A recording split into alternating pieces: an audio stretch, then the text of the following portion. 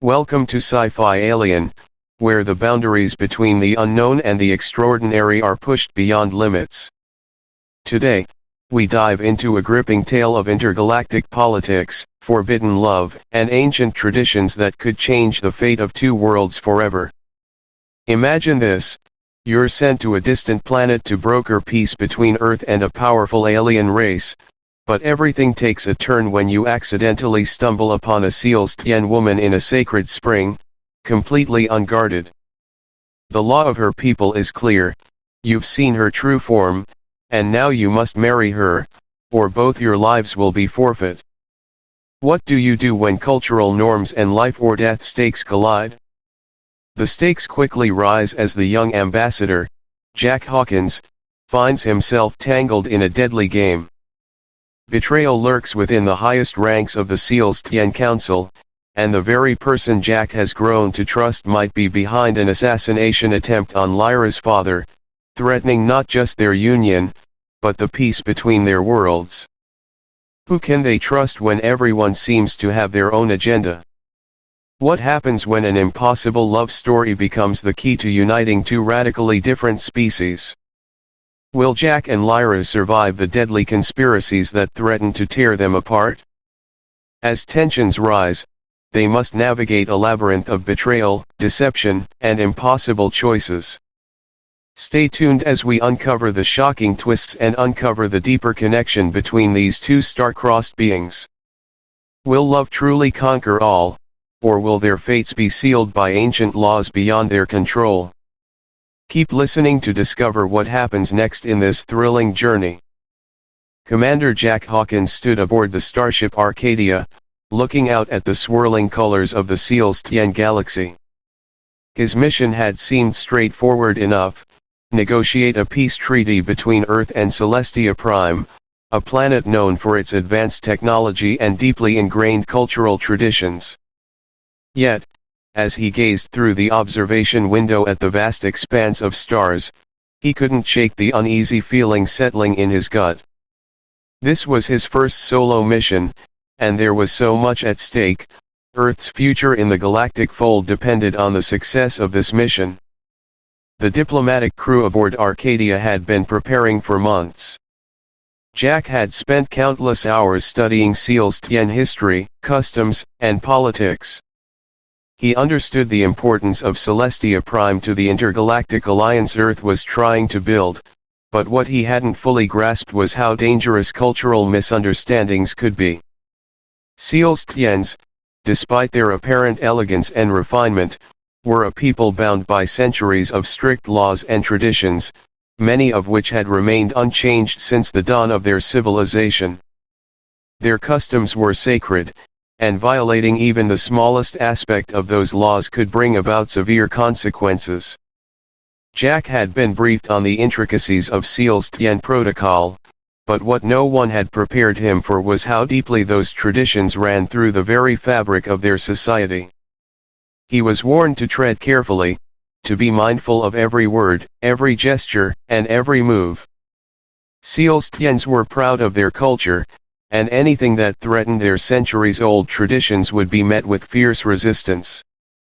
As the Arcadia descended toward Celestia Prime's atmosphere, Jack felt the weight of his mission intensify. The mission had been handed down to him not just because of his diplomatic expertise, but because he was a symbol of Earth's hope for peace, an Earth that was still learning to find its place among the stars. Failure wasn't an option. It couldn't be. Upon landing in the capital city of Celestia Prime, Jack was greeted by a delegation of Celestian officials, including his main guide, HFY, a senior diplomat in Celestian politics. She was beautiful, her elegant form moving gracefully through the grand hall, yet her presence exuded a coldness, a distance that Jack would come to understand as a hallmark of Celestian formality. HFY's greeting was formal, her voice steady and composed as she welcomed him to their world. Jack, for all his preparation, couldn't help but feel the vast cultural divide that separated them. As they made their way through the ornate halls of the Celestian Palace, Jack was struck by the stunning architecture, tall, crystalline spires reaching toward the heavens, their surfaces shimmering in the pale light of the twin suns overhead. But the beauty of the city only heightened the tension he felt. This was a place of ancient power, and he was an outsider, a representative of a world that was still very much a stranger to the galactic community. Despite the wealth of knowledge Jack had acquired about the Celestians, nothing could have prepared him for the profound reverence the people held for their sacred customs. Everything from their interactions with each other to their views on diplomacy was wrapped in the layers of ritual and respect for tradition. At the heart of their society lay their deeply spiritual beliefs about truth, honor, and unity, concepts that shaped their every decision. As part of his diplomatic duties, Jack was invited to witness some of these sacred practices. Celestians believed that certain rituals could reveal deeper truths about a person's soul. It was during one of these rituals that Jack, unknowingly, would come to see the woman who would change everything. He had no idea that stepping into a sacred spring, an unmarked area of profound spiritual significance, would set off a chain of events that would not only affect his life but the future of Earth's relations with Celestia Prime. Jack's footsteps echoed softly against the stone path as he ventured out alone, his curiosity pulling him toward the distant cliffs that loomed over the city. He was told the springs were important to Celestian spiritual practices, but the briefings had been vague on the details.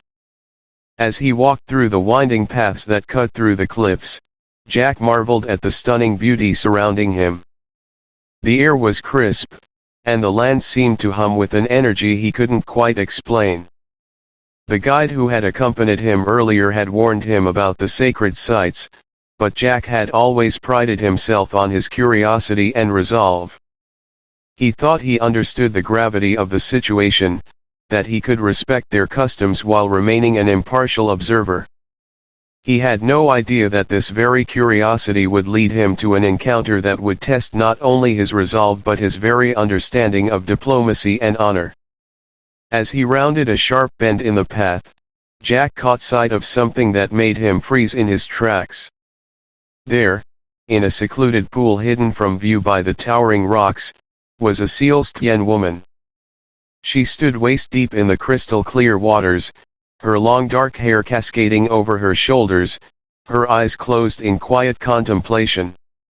Jack's breath caught in his chest. Her beauty was almost otherworldly, her delicate features framed by the serene beauty of the spring itself.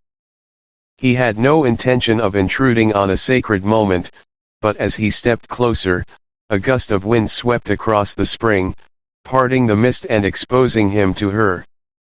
Their eyes met. Her dark eyes widened in shock, and the serene, meditative moment was shattered. She quickly grabbed a cloth to cover herself, but the damage had been done. Jack could see the fear and the urgency in her eyes as she quickly stepped out of the spring and demanded, "You've seen me unclothed, human. Now you must marry me, or they'll kill us both." The words hit Jack like a thunderclap. His mind raced as he tried to process what had just happened.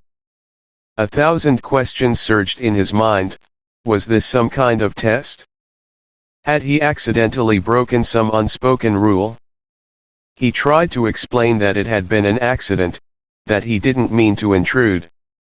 But the woman, now standing tall and composed, repeated the Celestian law with a certainty that left no room for negotiation. The law was clear: witnessing someone in their true form, in their most vulnerable state, was not just a violation of privacy, it was a sacred offense. In Celestian culture, to witness such truth was to become bound to that truth. To reject it would mean rejecting the honor that came with it. The penalty? Death. For both of them. Jack had heard about Celestian laws, but he never imagined he would be caught in such a situation, with his very life and diplomatic mission hanging in the balance. This was no longer just about negotiating peace, it was about survival. The stakes were higher than ever, and there was no way out except for what the law demanded: marriage. As the Celestian woman, whose name was revealed to be Lyra, explained the gravity of the situation, Jack's mind was reeling. He knew this was only the beginning of a much larger, more dangerous game. His future in the Celestian Empire, and possibly the fate of Earth's diplomatic relations, depended on how he navigated this unexpected twist in the mission. Jack had always believed that diplomacy was about talking, negotiating, finding common ground. But here, in the heart of Celestia Prime, he had discovered that diplomacy wasn't just about words. It was about understanding, respecting, and sometimes, surviving in a world where ancient laws held more power than any treaty could ever provide. As he stood there, facing Lyra, whose eyes were still filled with a mixture of fear and resolve, he knew this mission had taken a turn he never could have predicted. The question was no longer whether he could succeed as an ambassador. The question was whether he could survive the consequences of a single, fateful encounter. As Jack Hawkins ventured deeper into the heart of Celestia Prime's sacred cliffs, he couldn't help but marvel at the breathtaking beauty of the alien landscape around him. The air felt alive with an energy he couldn't quite describe, and the soft hum of the wind whispered through the towering rock formations. He had been on countless diplomatic missions before, but this planet, this strange, enigmatic place, was unlike anything he had ever encountered. The Celestians had been welcoming so far, but he knew that beneath their elegance and civility lay a deep and complex culture, bound by traditions that spanned millennia. His mission, at least in theory, was simple: to negotiate peace and establish a lasting alliance between Earth and Celestia Prime. But as Jack walked further into the cliffs, a growing sense of unease crept over him. Something about this place unsettled him, something he couldn't put into words. His mind had been preoccupied with the gravity of the task ahead, and yet, as he stood on the edge of a hidden precipice, looking out at the sprawling landscape below, he felt strangely small in the face of a world so ancient and vast. The Celestian people, while technologically advanced, had remained deeply rooted in their old ways. They revered tradition above all else, and Jack had been drilled repeatedly on the importance of respecting their customs. He had studied their ways, memorized their laws, and understood the weight that even the slightest misstep could carry. The Celestians had a way of making you feel like an outsider even when they were being kind, like a visitor in a world that didn't quite welcome change. Jack had been warned to be cautious, to remain humble and respectful, and to avoid anything that might offend them. The guide who had accompanied him earlier on the journey had mentioned the sacred springs in passing, but the details had been vague, almost as if they were too sacred to discuss openly. Jack, ever the diplomat, had been curious. The Celestians seemed to place a great deal of importance on these springs, which were rumored to reveal the deepest truths about a person's soul. Jack wasn't sure what that meant, but he had hoped to learn more. As he ventured further along the narrow path, Jack's curiosity led him to a secluded corner of the cliffs, a quiet, serene space where the air was thick with mist, and the ground was soft with damp earth. The sound of water trickling reached his ears, and he followed it instinctively, drawn to the hidden spring just ahead. He stepped carefully, not wanting to intrude on anything sacred, but his feet led him to the water's edge, where the mist swirled, creating an ethereal, almost otherworldly atmosphere. The spring seemed to pulse with an energy all its own, shimmering with an unseen life force. What Jack hadn't expected, what he couldn't have prepared for, was the sight that awaited him as he rounded the bend. There, standing waist-deep in the crystal-clear waters, was a woman. She was a Celestian, her skin pale and almost glowing under the light of the twin suns, her long dark hair flowing like liquid silk around her shoulders. The waters shimmered around her, catching the light and reflecting it back in 1,000 shades of blue and green. For a moment, Jack stood frozen, his breath catching in his chest. She was beautiful, but it was more than that. There was something captivating about her, something that went beyond physical attraction. The woman seemed completely at peace, her eyes closed in quiet contemplation, her face serene and unguarded. Jack had never seen anything so raw and vulnerable before, and yet, it was the most captivating sight he had ever encountered. He hadn't meant to intrude, hadn't even considered that someone might be here. But as his eyes met hers across the misty pool, time seemed to slow, and an overwhelming sense of wrongness washed over him. He hadn't meant to be here. He hadn't meant to witness this. And yet, he had. Her eyes flew open, and for the briefest of moments, their gazes locked. Her expression shifted from peaceful calm to shock, her lips parting as she quickly moved to cover herself with a cloth that seemed to materialize from nowhere. But the damage had already been done. The truth of what had happened hung heavily in the air between them, a tension that neither of them could deny. Jack's heart raced in his chest, and he felt the rush of guilt and confusion flood his mind. This was a sacred place, and by witnessing her in such a vulnerable state, he had crossed an unseen line, one that would cost him dearly. He didn't know the specifics of Celestian law, but he could sense that this was far more serious than just an innocent accident. He stepped back, stammering his apologies, but it was already too late. I didn't mean to intrude, Jack said, his voice faltering. I didn't know. I didn't realize.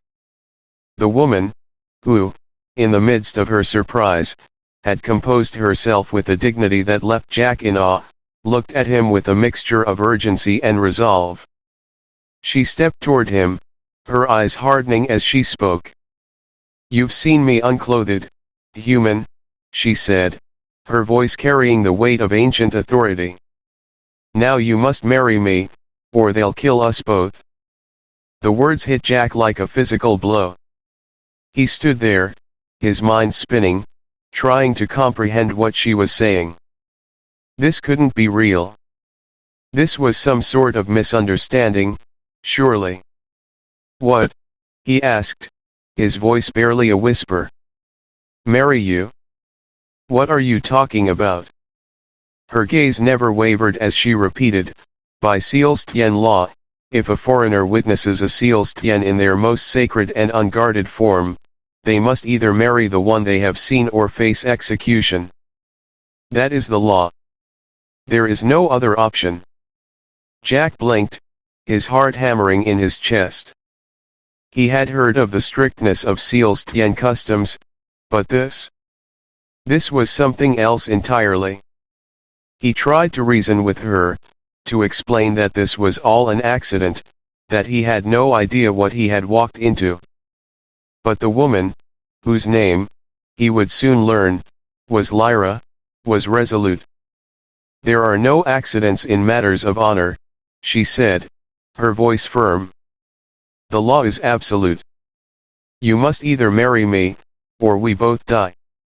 Jack took a step back, his mind racing. How had things escalated so quickly? This was supposed to be a peaceful diplomatic mission, a chance to build bridges between Earth and Celestia. Yet here he stood, in the middle of an alien spring, faced with an impossible choice. And yet, as he stood there, looking into Lyra's eyes filled with both fear and determination, something stirred within him. Despite the panic that surged in his chest, he realized that there was something deeper at play here, something beyond the confines of politics and law. This was about survival, but it was also about understanding a culture so ancient, so bound by tradition, that breaking even a single rule could mean death. Jack didn't know what to do, didn't know what his next move should be. But one thing was clear, this encounter, this fateful moment, was just the beginning of something much larger, something that would forever change not only his life but the future of Earth's relationship with Celestia Prime. The question wasn't just how to navigate this impossible situation, it was whether he could survive it. Jack's mind raced, the words Lyra had spoken echoing in his ears, "You've seen me unclothed, human. Now you must marry me, or they'll kill us both." The gravity of the situation hit him like a tidal wave. He was a diplomat, a man trained to navigate tense political situations, to mediate conflicts, to understand and respect cultural differences. But this was unlike anything he had ever prepared for. He had entered a sacred space, a space governed by laws older than anything he could comprehend, and now, by simply witnessing something he never intended to see, he found himself at the mercy of those very laws. The Celestians were a deeply spiritual people, bound by customs that permeated every aspect of their lives. Their culture was built on honor, respect, and a strict adherence to ancient traditions, and Jack had been warned countless times during his briefing on their diplomacy, never offend their customs, never breach their sacred laws. Yet, here he stood, a foreigner, a human, facing the consequences of an accidental intrusion. The stakes were impossibly high, and no amount of diplomacy could fix this. Lyra, standing before him, seemed calm despite the weight of the situation. Her eyes were unwavering, and her posture was rigid, as though she had lived with the weight of this law her entire life. She wasn't afraid, at least not in the way Jack would have expected. Instead, there was something resigned in her expression, as though this moment had been fated long before he ever stepped foot on Celestian soil. "The law is clear," she continued, her voice soft but filled with an ancient authority that made Jack's heart thump in his chest. "You have seen me unclothed, and in the eyes of my people, this is not just a violation of privacy. It is a violation of honor, and honor is everything to us." Jack felt the ground beneath him shift as the weight of her words sank in. Honor. This wasn't just a matter of two people meeting and misunderstanding a boundary. It was about something far deeper, something ingrained in the very core of Celestian society. The laws weren't arbitrary, they were sacred, built on centuries of tradition that had been followed without question. This was not the kind of mistake that could be erased with an apology or an explanation. In the Celestian way of thinking, his mere presence in that moment, his uninvited witnessing of Lyra's true self, had created a bond, one that could only be broken by adhering to the ancient law.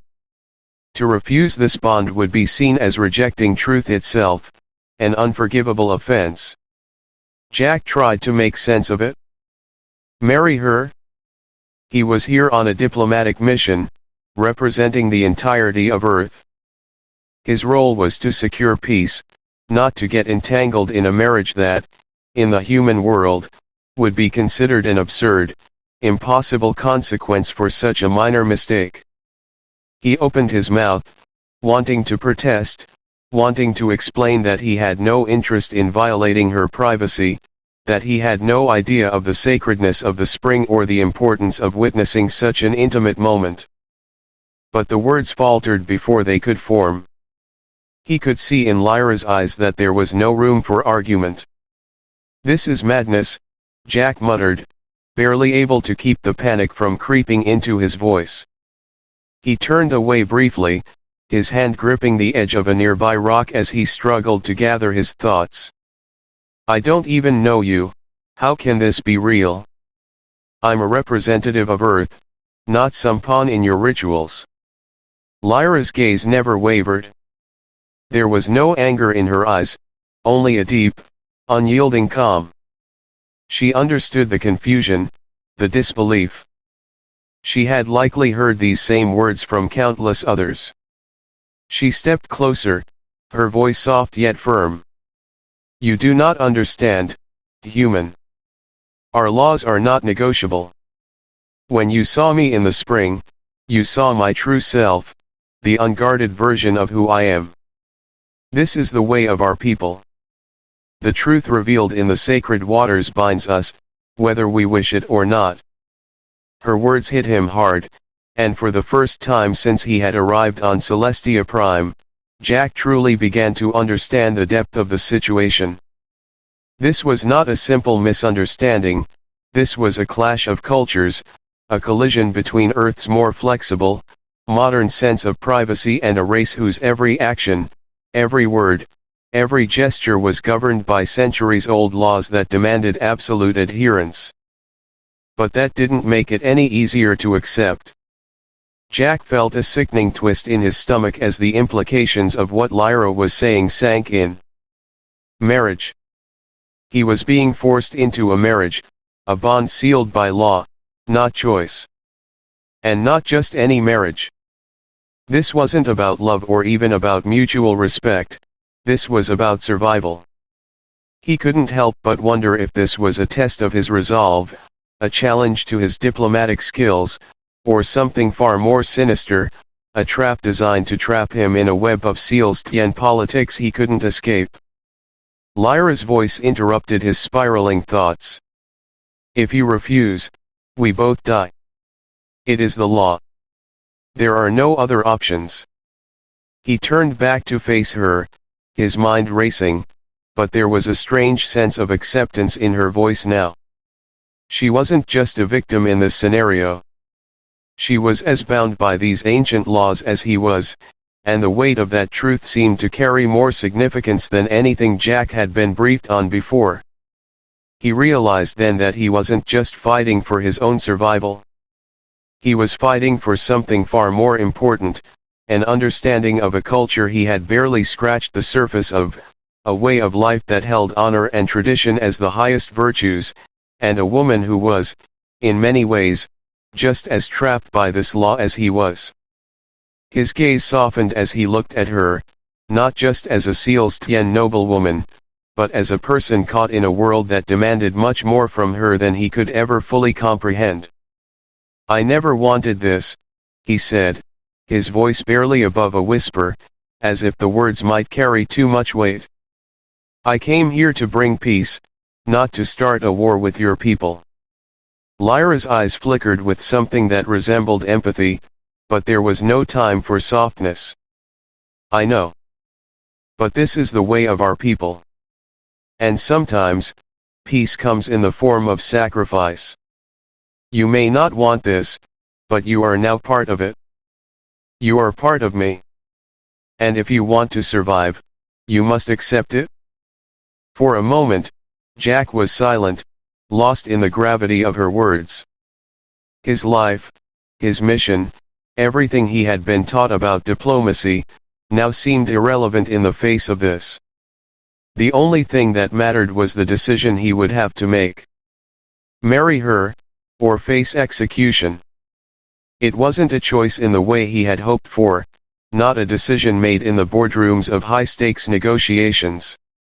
It was a decision forced upon him by the weight of an ancient law, a decision that would alter the course of his life, and perhaps the future of both Earth and Celestia Prime. He met Lyra's gaze, and for the first time, he didn't see the cold, distant figure of a Celestian noblewoman. He saw someone just as trapped as he was, someone whose life had been dictated by forces far beyond their control. The question now wasn't just whether he could survive this, it was whether he could find a way to survive it with honor.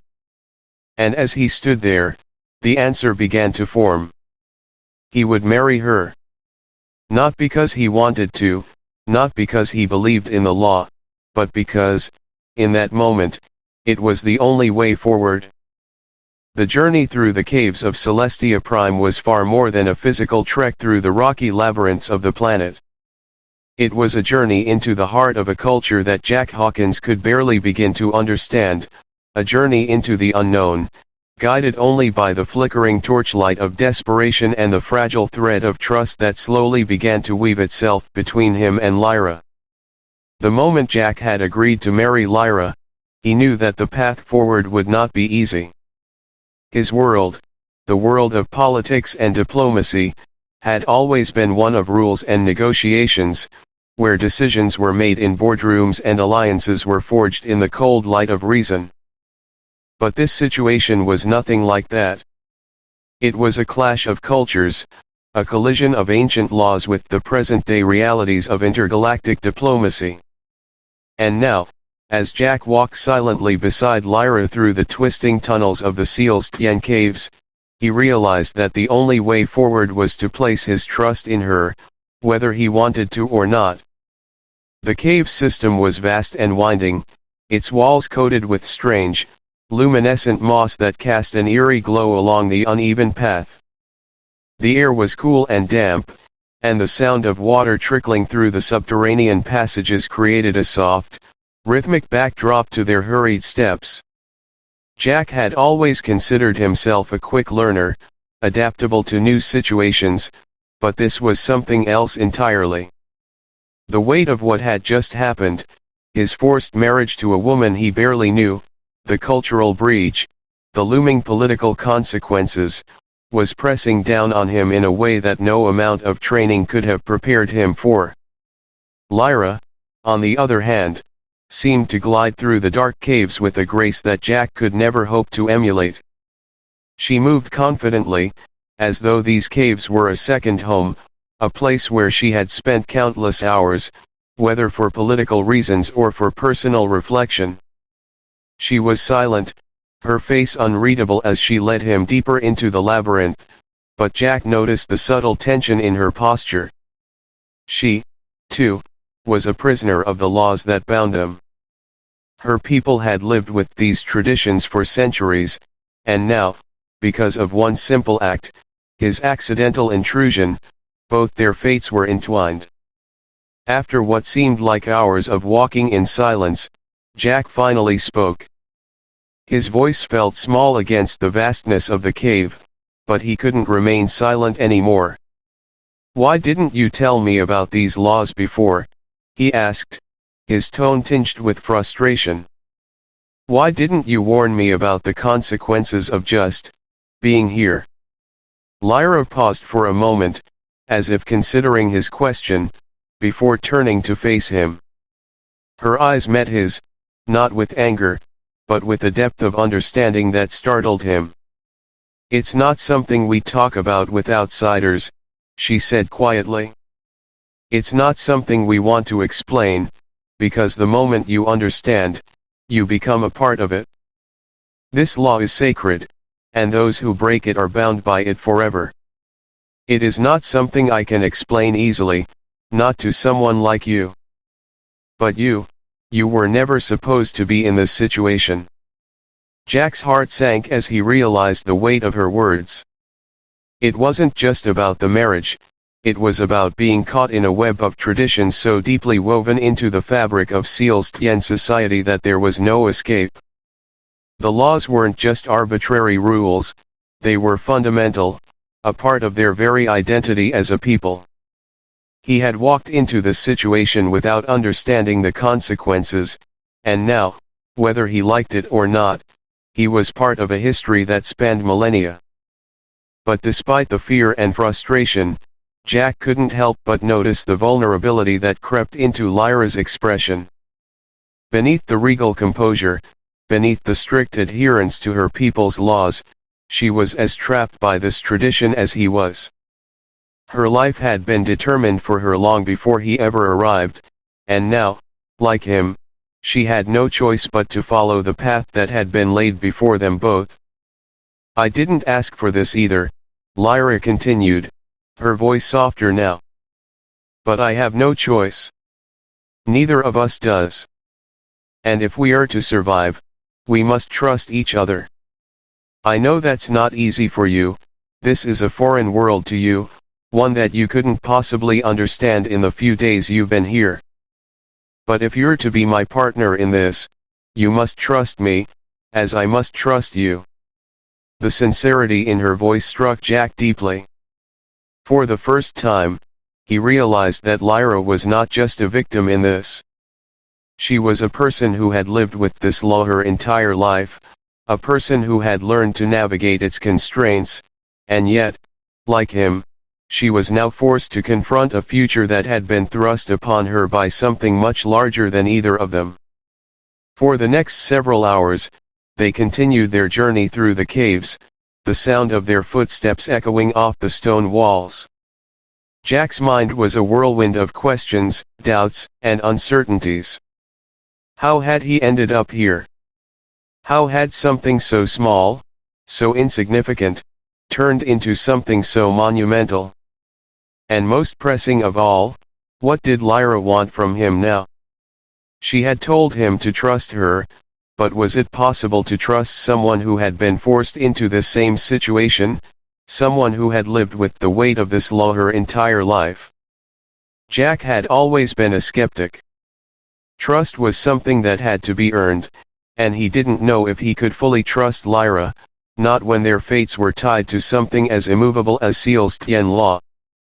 But in the stillness of the cave, with the cold stone beneath their feet and the eerie glow of the moss around them, Jack realized that trust was all they had. They were both in this together, and despite the uncertainty, despite the fear, there was no other way forward. As they finally emerged from the dark passageways into a more open area, Lyra turned to Jack once again. Her face, illuminated by the soft glow of the cave's natural light, was calm, but there was something else in her eyes, something that resembled hope, or perhaps a quiet plea. "We're not enemies, Jack," she said quietly. "We've both been caught in this. And maybe, just maybe, together, we can find a way to make this work." For a moment, Jack simply looked at her, the words hanging between them. He had no answers, no solutions, but in that moment, he realized that she was right. They had no choice but to trust each other. Whether they liked it or not, their paths were now intertwined, and how they walked them together would determine not only their survival but the future of their people.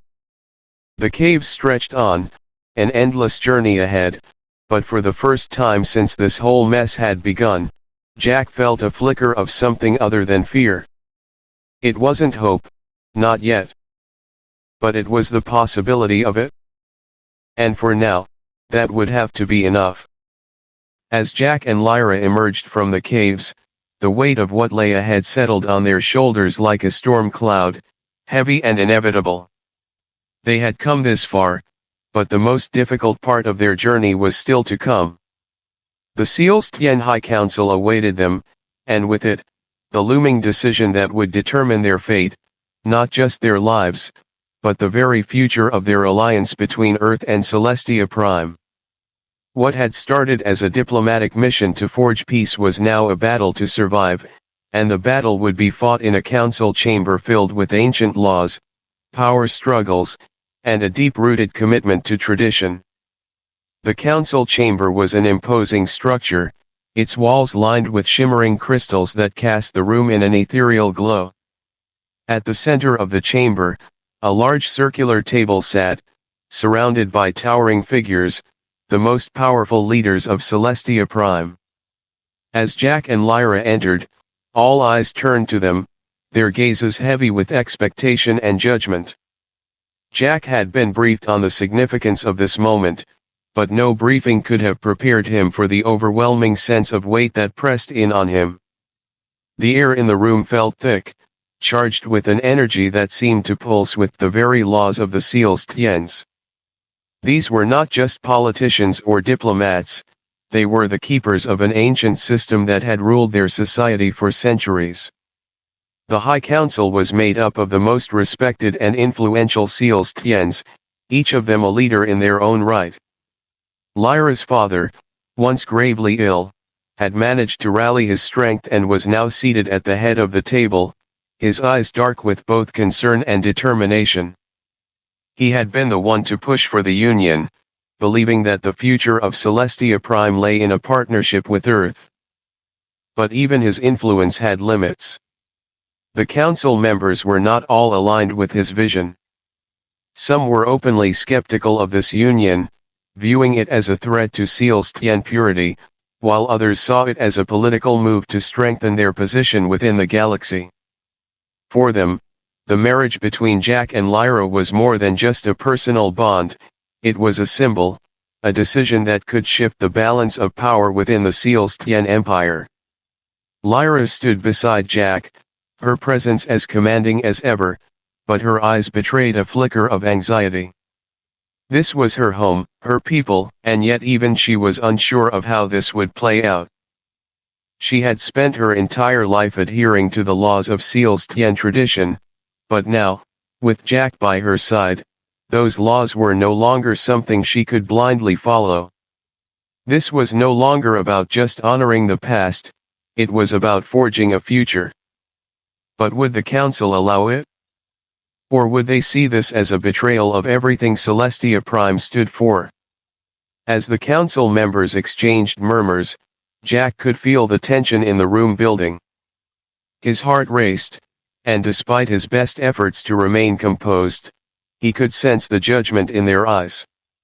He had been on many diplomatic missions, but none had ever felt as personal or as fraught with consequence as this one. He was no longer just an ambassador, he was a symbol of something much larger, something he didn't fully understand yet. The first to speak was Counselor Thorine, a tall, imposing figure known for his strict adherence to Celestian law. His voice was calm, but there was an unmistakable edge to it. We are here today to discuss the union between the human representative and Lady Lyra, he began, his eyes flicking briefly toward Jack before settling back on Lyra. This is a matter of great importance, not just for the future of our people but for the integrity of our traditions. It is clear that the laws have been violated, but the question remains, do we honor this union or do we reject it? His words hung in the air, and for a moment, Jack felt the weight of them press down on him. He had spent his life negotiating with diplomats, but never before had the fate of his existence rested on the interpretation of such an ancient law. The room seemed to grow colder as the council members exchanged glances, some wary, some contemplative. Let us not be too hasty, Councillor Valen spoke next, her voice much softer but no less firm. Our traditions have served us well for centuries, yes. But perhaps it is time for us to consider the greater good. This union, this bond between our people and theirs, could be the very thing that propels us into a new era. We must not allow our fears of the unknown to cloud our judgment. Her words struck a chord with Jack. He had come to Celestia Prime hoping to bridge the gap between two vastly different worlds, and here, in the heart of their government, was an opportunity to make that vision a reality. But he wasn't naive. He knew that the Council's decision would not be an easy one, and the stakes were higher than ever. The Council debated fiercely, the room filled with impassioned voices, each member defending their stance. Some believed that the Union would weaken Celestian power, while others saw it as a necessary step toward a more united galaxy. The arguments grew more heated, and Jack found himself caught in the crossfire, his fate hanging in the balance. As he listened to the debate unfold, he began to understand something profound, that this wasn't just a matter of politics. It was about identity, about what Celestia Prime stood for in the universe. These leaders were not just fighting for power, they were fighting for the soul of their society, a society that had been unchanging for centuries. Amidst the chaos, Lyra stepped forward, her voice cutting through the noise like a blade. Enough, she said, her tone unwavering. We stand here today not just because of the laws or the politics of our people. We stand here because the future of our world is at stake. And that future requires change. We cannot continue to cling to the past and ignore the needs of the present. Her words silenced the room. Even Thorine, who had been the most vocal in his opposition, seemed taken aback. Lyra's courage was undeniable, and for the first time, Jack saw the strength that had driven her throughout their journey. She was not just the daughter of a noble family, she was a leader in her own right, and she would fight for what she believed in, no matter the cost. Jack looked at her, a sense of admiration rising in his chest. He had come here as a representative of Earth, but in this moment, he realized that Lyra was more than just a political figure. She was his partner, not just in this union, but in the greater cause that they both now shared. They were fighting for the future, for a world where the old and the new could coexist. The debate continued, but now there was a shift in the air. The counselors, once divided, were beginning to understand the weight of the decision before them. This wasn't just about the laws, it was about the very survival of their people. And as the final vote was cast, with the future of their alliance hanging by a thread, Jack and Lyra stood side by side, ready to face whatever came next. The decision of the High Council would not be easy, but in that moment, Jack realized that their future wasn't just about law or tradition. It was about the courage to change, to move forward into a new era, and to embrace the unknown, together. And in that shared purpose, Jack found the strength he needed to face whatever challenges lay ahead. The quiet anticipation that had settled over the Celestian capital after the High Council's decision was abruptly shattered. Jack and Lyra had barely managed to catch their breath, still processing the gravity of what had just transpired, when the news arrived. A message, carried urgently by a palace messenger, would change everything they had hoped for. It was Lyra who received the communication first. Her expression, as she read the message, shifted from calm to one of pure horror. Her fingers trembled as she folded the parchment, her eyes locked onto the words before her as if she couldn't quite believe them. Jack, ever the diplomat, had learned to read the subtle shifts in people's behavior, and what he saw in Lyra's face made his blood run cold. He instinctively stepped toward her, his voice low and concerned. "What's happened?" he asked, his heart racing. Lyra's eyes, wide with shock, finally met his. The room seemed to shrink around them, as if the walls themselves had heard the news. "My father," she whispered, her voice barely audible.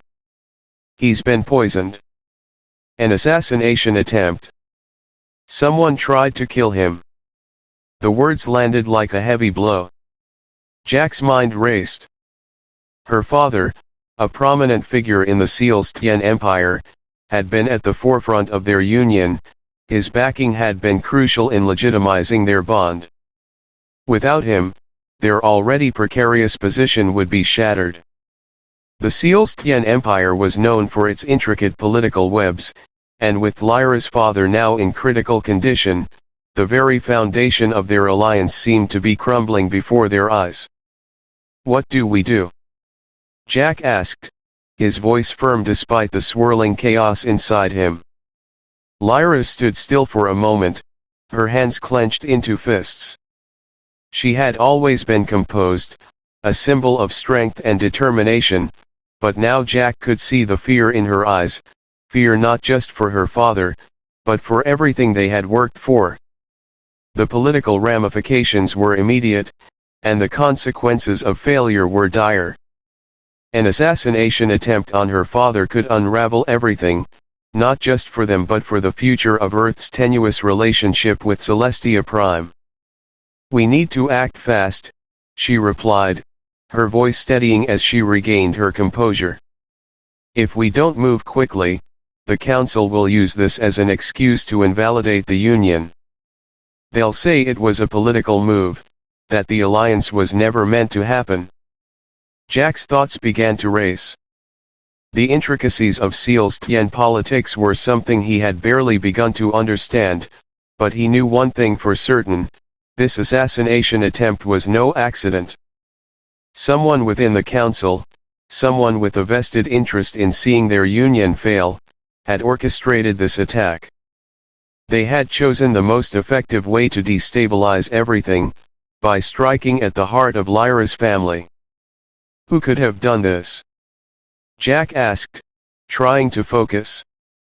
He needed answers, and he needed them fast. Lyra looked at him, her jaw set. I don't know, she said, the weight of the uncertainty pressing down on her. But I know one thing. This is not just an attack on my father, it's an attack on everything we've been working toward. They want to tear us apart. They moved quickly, the urgency of the situation pushing them into action. They were no longer just trying to survive the aftermath of a political decision, they were now in the midst of a conspiracy that threatened their very lives.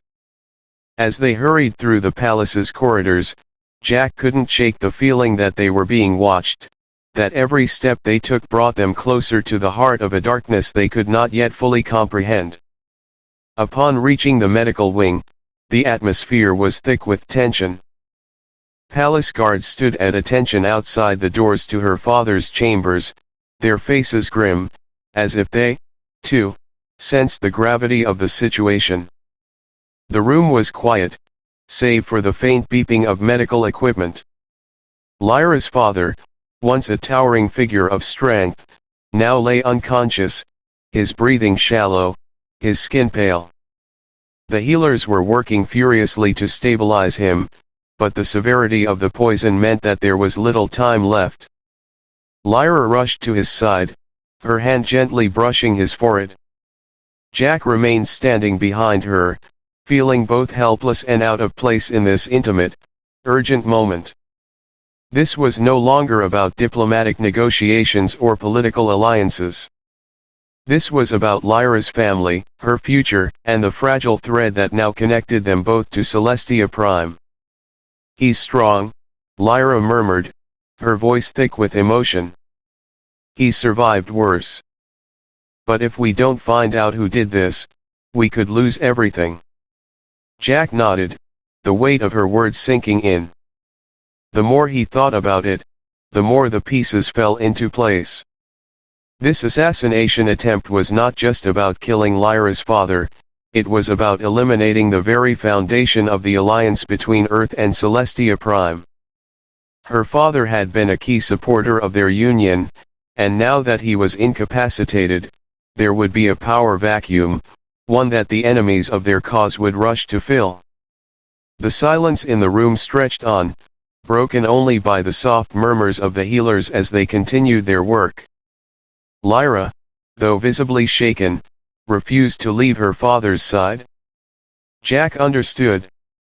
She was not just his daughter, she was his protector, his heir, and the future of their people. He couldn't imagine the pain she was feeling, knowing that the very people she had trusted might be the ones who had ordered the attack. As the hours passed, Jack and Lyra were left to wait, the tension growing between them. He had come to Celestia Prime with hopes of establishing a lasting peace, but now, those hopes seemed like a distant memory. Every step they had taken, every word spoken, had led them to this moment. And yet, despite the chaos surrounding them, Jack found himself questioning everything he had known about the situation. Who was behind this? Was it a political faction within the council? Or was there someone else at play, someone even more dangerous? Who would want to stop us so badly? Jack asked quietly, more to himself than to Lyra. Lyra turned to him, her face a mask of determination. There are many who fear change, she said softly. People who believe that our traditions should never be altered. There are factions within the council who see our union as a threat to their power. If they succeed in tearing us apart, they'll have the upper hand again. Jack's mind raced as he processed her words. The plot was more insidious than he had imagined. This wasn't just a personal attack on Lyra's family. This was an effort to undo the very fabric of the alliance they had worked so hard to build.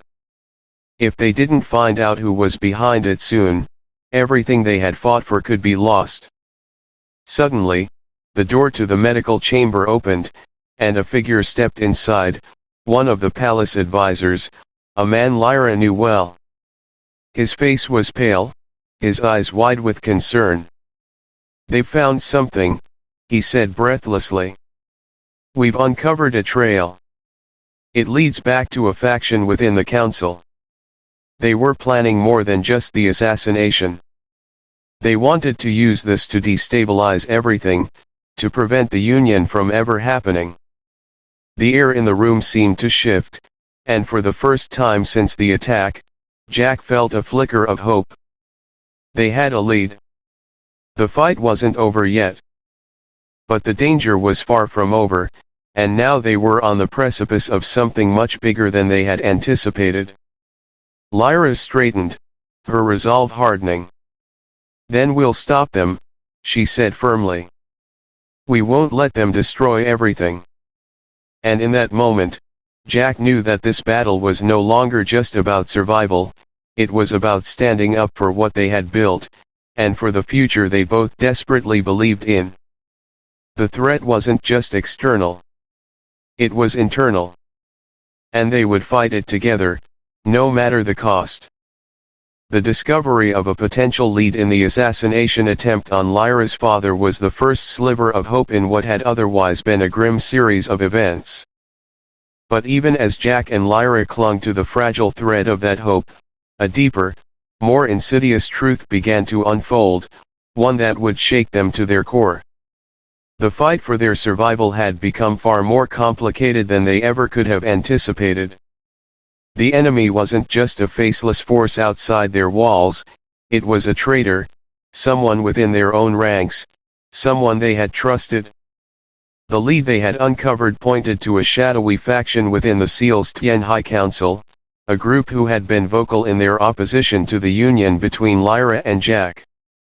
But what they hadn't realized was how deeply this faction had embedded itself into the very heart of the political structure, and how far-reaching their influence extended.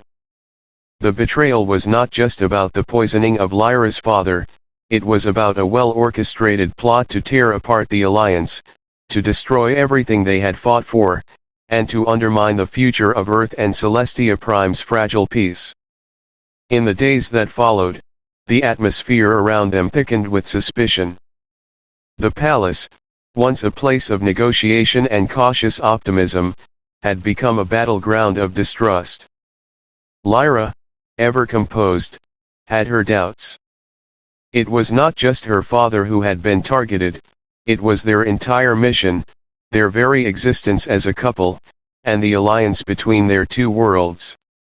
She knew that the attack had not been a simple act of violence, it was a message, a signal that someone in the council had been plotting against them for far longer than they could have imagined. As Jack and Lyra delved deeper into their investigation, they unearthed troubling evidence of corruption and deceit. Whispers began to circulate about certain council members whose interests were threatened by the Union. These members had long opposed any efforts to open Celestia Prime's doors to other worlds, fearing that it would dilute their power, their status, and the purity of their traditions. The alliance with Earth, with its modern ideals and aspirations, had become an existential threat to these entrenched forces. But as Jack and Lyra continued to dig, they came to realize that the conspiracy ran far deeper than they had feared. The truth, when it finally revealed itself, was like a blade to the heart. The traitor was not some faceless figure hidden in the shadows, but someone who had been at the forefront of their efforts all along. It was Counselor RHAZL, Lyra's trusted confidant, the very diplomat who had accompanied Jack when he first arrived on Celestia Prime, the one who had shown him the ropes, the one who had guided him through the intricacies of Celestian customs and politics. The betrayal was unfathomable. Lyra had always respected RHAZL. She had trusted her judgment, relied on her expertise, and never once questioned her loyalty. RHAZL was seen as a seasoned diplomat, someone who had been instrumental in the negotiations between Earth and Celestia. But now, With the pieces of the puzzle falling into place, Lyra realized that RHAZL had been working against them from the very beginning. She had been feeding information to the factions who opposed the Union, actively undermining their efforts, and even orchestrating the poisoning of Lyra's father to destabilize their position. The revelation hit Lyra harder than she could have anticipated. Betrayal from an enemy was one thing, but from a trusted ally, that was an entirely different kind of wound, one that cut deep into her sense of security.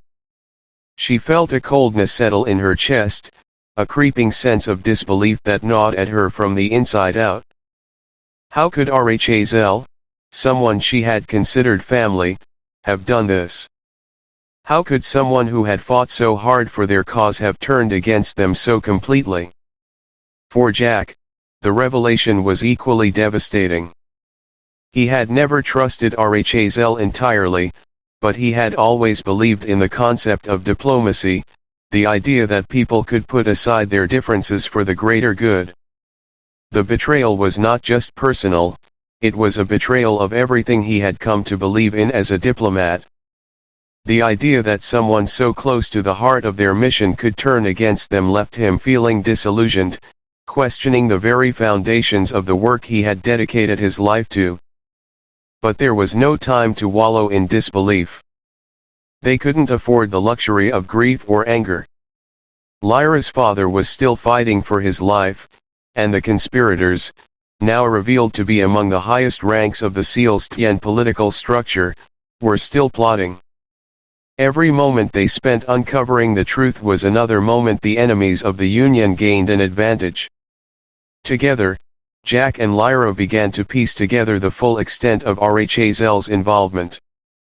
They traced the communications, the hidden messages that had been sent to the factions opposing them, and the money that had been funneled into secret accounts. RHAZL had been instrumental in orchestrating the assassination attempt, a pawn of a far larger conspiracy that aimed to tear apart everything they had built. But RHAZL was no simple pawn. She was the mastermind, the puppet master who had been pulling the strings all along. The discovery of her betrayal was not just about politics, it was personal. Lyra had been betrayed by someone she had trusted implicitly, someone who had been her mentor, her guide, and her friend. The sting of that betrayal went beyond the political ramifications, it was a betrayal of trust, of loyalty, of everything Lyra had believed about the people she had worked with. For her, this betrayal felt like a betrayal of her very identity, a shattering of the world she thought she knew. But there was no time for weakness. No time for dwelling on the pain of betrayal. The next steps were clear. They had to confront RHAZL, expose her for the traitor she was, and bring an end to the conspiracy before it was too late. Lyra's resolve hardened as she realized that the time for patience and diplomacy had passed. This was no longer about negotiating with words, this was about survival. They brought the evidence to the council, proof of RHAZL's treachery, her involvement in the assassination attempt, and her connections to the factions that sought to tear apart their union. When RHAZL was confronted, there was no denying her involvement. The cold, calculating demeanor she had shown in their earlier encounters melted away, replaced by a desperate, almost frantic look. She tried to justify her actions, speaking of loyalty to Celestia Prime's ancient laws and traditions, but there was no redemption for her. The evidence was irrefutable. RHAZL was taken into custody, her power stripped away, and her influence over the council shattered. The truth had come to light, and though the immediate danger had passed, the scars of this betrayal would remain. For Lyra, the betrayal of someone she had trusted so deeply left a wound that would take time to heal. But in that moment, as she stood by Jack, facing the council, she knew that the path forward would be fraught with challenges. The battle for peace was far from over. But now, at least, they had the clarity they needed to move forward, to continue their fight for the future of their people. The revelation of the traitor had exposed the fragility of the system, but it had also solidified their resolve. Jack and Lyra were no longer just two individuals caught in a web of politics, they were partners, bound by more than just the laws of their people. They were bound by a shared commitment to the future, to a world where trust, loyalty, and love could survive in the face of betrayal. And together, they would face whatever came next. The final confrontation was inevitable, and yet, nothing could have prepared Jack and Lyra for the intensity that would accompany it. In the aftermath of RHA's betrayal and the political chaos that had followed, their resolve had only hardened. They had come to understand that peace was not just something to be negotiated, it was something to be fought for, and they were now ready to fight, not just for their union but for the future of both their worlds. The tension had been building for weeks, the walls closing in as the factions within the Celestian High Council grew bolder in their opposition to the alliance. Lyra's father, though recovering from the assassination attempt, remained too weak to influence the proceedings, leaving Lyra and Jack to face the storm alone. The council had split into factions, some still backing the Union and others, now emboldened by the recent events, seeking to dismantle it at all costs. The situation was on the verge of collapse, and the fragile peace they had fought so hard to build was teetering on the edge of destruction. As the council reconvened in the Great Hall of Celestia Prime, the atmosphere was thick with anticipation and uncertainty. The time had come to settle the fate of the Union once and for all. Jack and Lyra entered the chamber, side by side, their hands clasped together. For the first time, they were not just diplomats or pawns in a political game, they were a united front, bound by love, loyalty, and a shared vision of the future. The weight of what they were about to face was not lost on either of them. This was no longer a matter of law or tradition. It was about survival. It was about standing up for the future they believed in, no matter the cost. As they approached the center of the room, all eyes turned to them.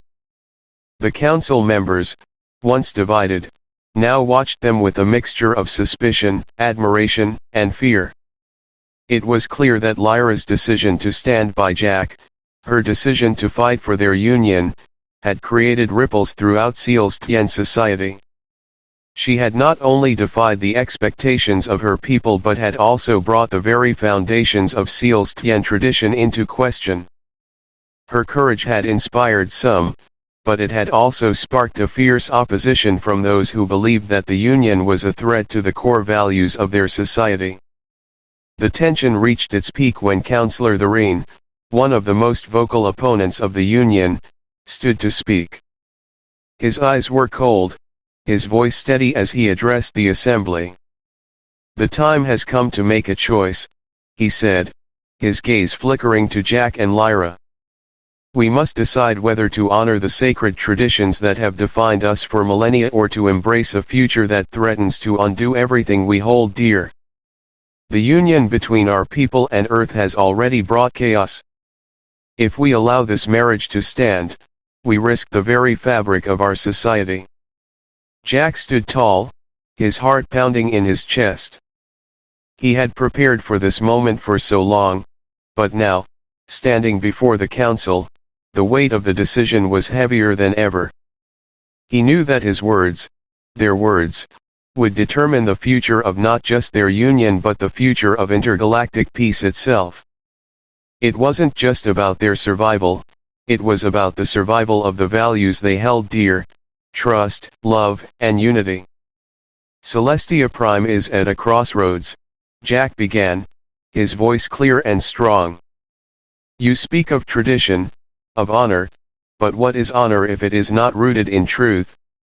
We stand here today not as enemies or foreigners but as partners, partners who believe that the future lies in unity, in understanding, in breaking down the walls that divide us.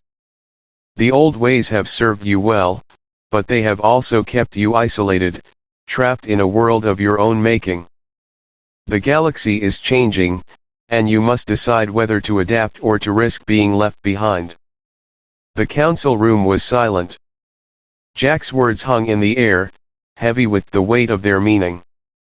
He could feel the eyes of the council members upon him, each one grappling with the implications of his speech.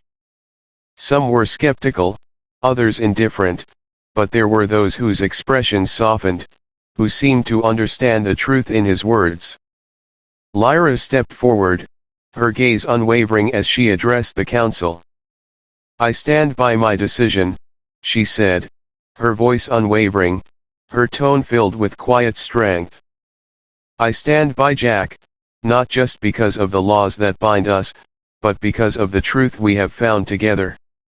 We have seen each other at our most vulnerable, at our most raw. We have faced betrayal, we have faced adversity, and yet we stand here, stronger than ever. Our union is not just about politics or power, it is about love, about a future where our worlds can exist side by side, not in fear but in mutual respect." Her words resonated in the chamber, the raw emotion behind them cutting through the formalities of Celestian law and tradition. Lyra's courage, her willingness to risk everything for the future she believed in, was palpable. It was a testament to the power of love, to the idea that even in the face of overwhelming odds, two people, two worlds, could find a way to connect, to trust, and to build something better. For a moment, it seemed as though the council was swayed. The murmurs of dissent grew quieter, the voices of opposition softened. But as with all things political, there were those whose minds could not be changed, whose positions were too entrenched in the old ways to accept the possibility of a new path. Councillor Thoreen stood once again, his expression one of cold resolve. "Love is a powerful thing," he said, his voice dripping with disdain. "But it cannot change the laws of our people. It cannot change the course of our history." The room fell silent once more, the weight of his words pressing down on them all. For a brief moment, it seemed as though their battle had been lost, that the centuries-old traditions of Celestia Prime would triumph over the love and hope Jack and Lyra had fought so hard to build. But as Jack looked at Lyra, his heart filled with a quiet determination. This was not the end. This was their moment, their fight, and they would not back down. With a steadying breath, Jack turned to face the council once again. "Perhaps," he said, his voice unwavering, "it is time to let the future speak for itself. The old ways have served you, yes. But they have also held you back. If you choose to cling to them, to continue living in the shadows of the past, you will condemn your people to a future of stagnation. We stand here today, not just as a couple, but as a symbol of what can happen when two worlds come together, when two people choose to fight for something better. We ask for nothing more than the chance to prove that the future can be different." The final words hung in the air like a challenge, a call to the council to rise above the fear that had held them captive for so long. Jack and Lyra stood together, united, ready to face whatever came next. Their love was their strength, and it was a strength that no political machine could ever tear down. And in that moment, as the council deliberated in silence, Jack knew that no matter the outcome, their journey had already changed the course of history. They had chosen to fight for what they believed in, together.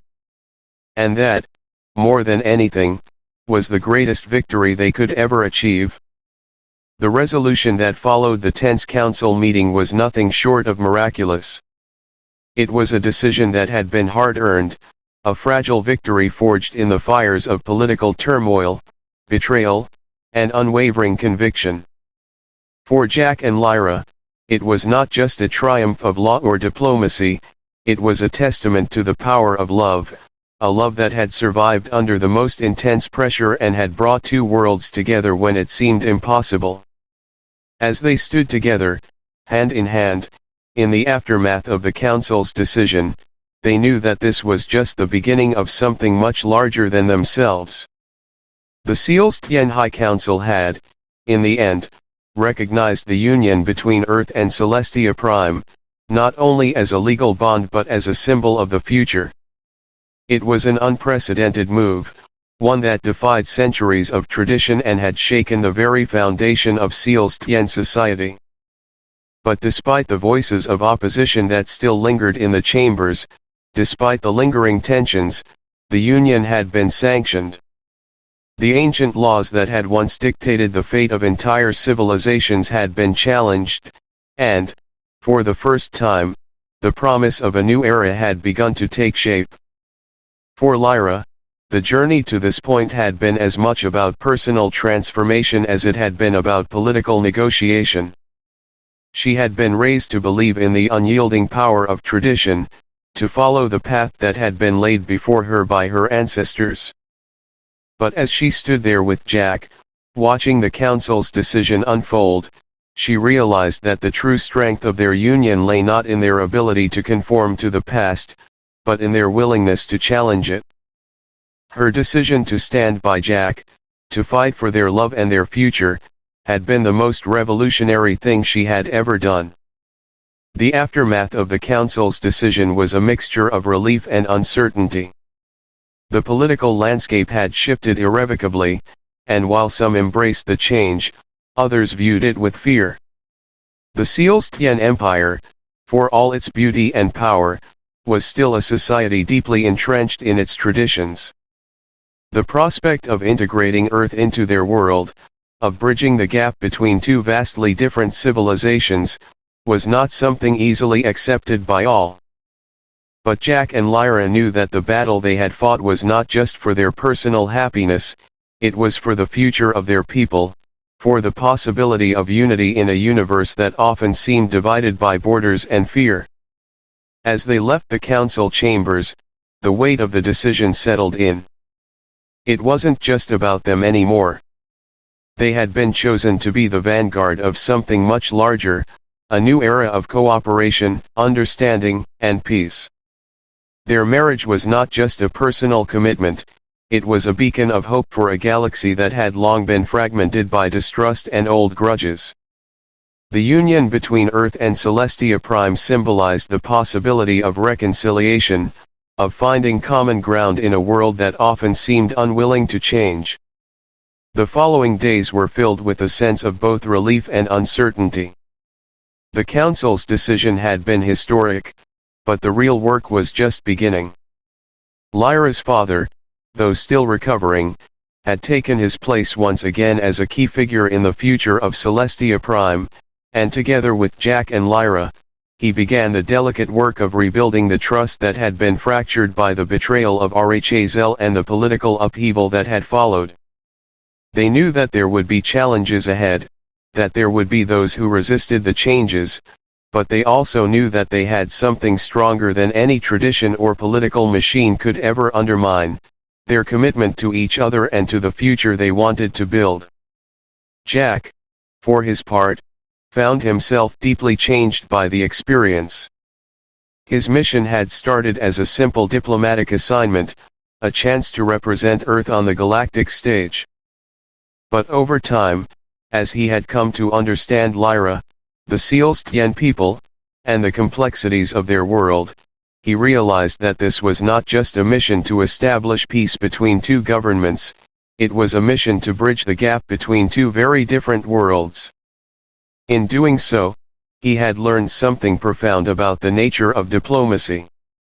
It wasn't just about negotiating treaties and signing agreements, it was about connecting on a deeper level, about understanding each other's fears and hopes, and working together to create something better.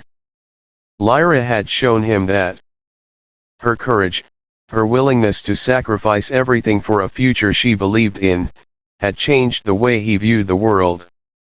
In her, he had found not just a partner but an ally in the truest sense of the word. Together, they had weathered the storm of political opposition, betrayal, and fear, and emerged stronger for it. Their love had become a symbol, a rallying cry for those who believed in a better, more unified future. And so, the union between Earth and Celestia Prime began to take shape. It wasn't easy, and there were many obstacles still to overcome. But the foundations had been laid, and the promise of a new era was beginning to take root. As Jack and Lyra stood together, watching the twin suns set over Celestia Prime's crystal towers, they knew that they had made history.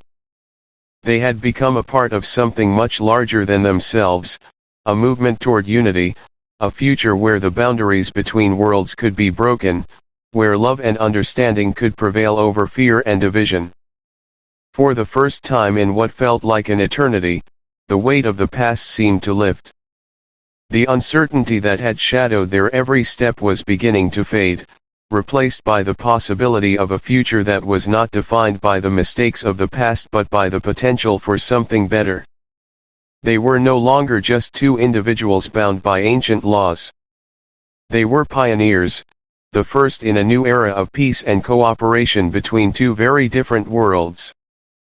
As they held each other close, the sound of distant celebrations echoing through the palace, Lyra whispered softly, "We've done it, Jack. We've changed everything." He nodded, a quiet smile playing on his lips. "Together, we've just begun." And in that moment, surrounded by the beauty of Celestia Prime, with their future uncertain but full of promise, they knew that whatever challenges lay ahead, they would face them together, united, not just by law, but by a love that had transformed not only their lives but the future of both their worlds. The dawn of a new era had arrived.